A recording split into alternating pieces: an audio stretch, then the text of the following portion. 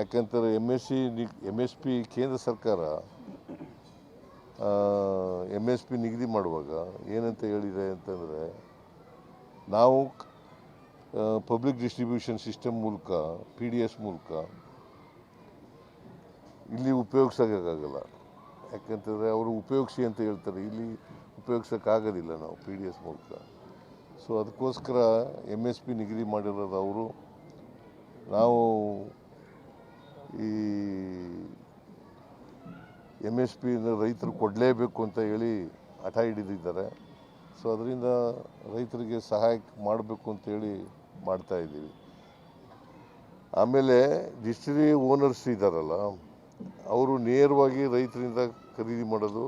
ಫೆಡರೇಷನ್ನು, marketing ಫೆಡರೇಷನ್ನು ಸಹಾಯ ಮಾಡ್ತದೆ. ಆಮೇಲೆ ಪೌಲ್ಟ್ರಿ ಫಾರ್ಮರ್ಸು ಅವರು ಕೂಡ ಖರೀದಿ ಮಾಡ್ತಾರೆ. KMF ಖರೀದಿ ಮಾಡ್ತದೆ. ಈ ಕೋಳಿ ಆಹಾರ PDS ಇದನ್ನೇ ಮೆಕ್ಕೆಜೋಳನೇ ಉಪಯೋಗಿಸೋದು. ಆಮೇಲೆ ಪಶು ಆಹಾರನೂ ಕೂಡ ಮೆಕ್ಕೆಜೋಳನೇ ಉಪಯೋಗಿಸೋದು.